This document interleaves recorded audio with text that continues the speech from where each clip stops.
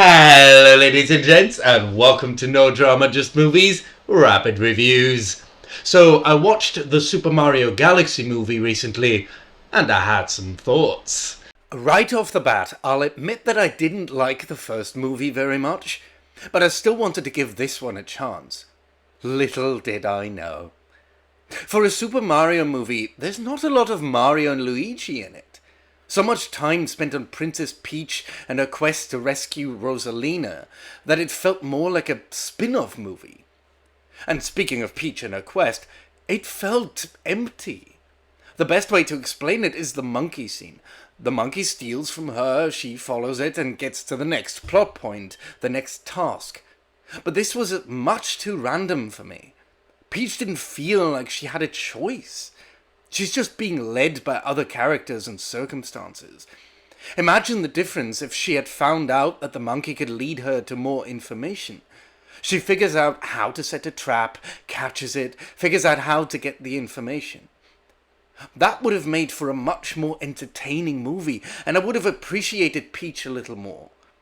But the way it was done, it didn't mean anything. It was purely external, going from A to Z without revealing character. So why should I care?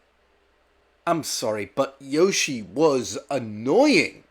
I really hated the voice, the excessive cuteness hammering me over the head. No offense to Donald Glover, because I think it was just how the character was written. It reminded me of Jar Jar Binks from the Star Wars prequels.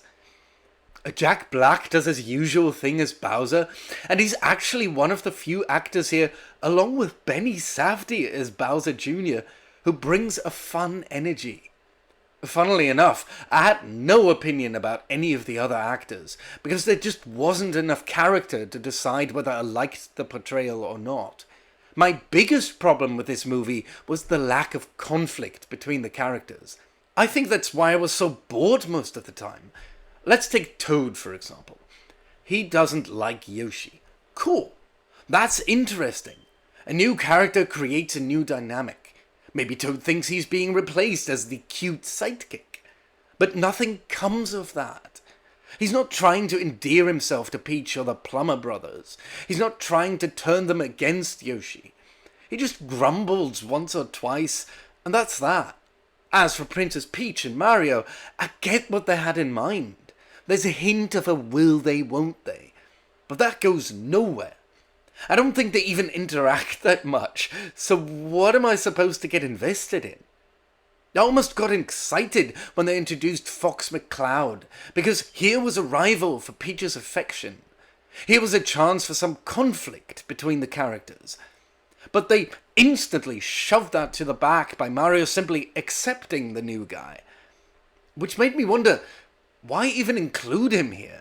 Other than, of course, fan service or maybe setting up a Star Fox movie. I can see where the difference between the audience and the critics' enjoyment is coming from, because this looked really good. It was a bright spectacle with good animation. I did like the references to the games, for example with Bowser Jr. watching the pixelated game version of the heroes storming the castle. I liked the different power-ups. Specifically with those, I would have loved to see the heroes actually picking the power-ups. Maybe collecting or receiving a few towards the beginning to use later, like Bond getting the gadgets from Q. Overall, this didn't work for me. It feels very overstuffed with characters that are not given any time to breathe or exist or even interact with each other, because we have to get to the next shiny set piece.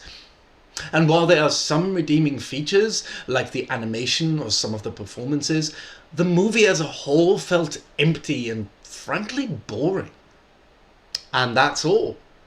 Roll credits.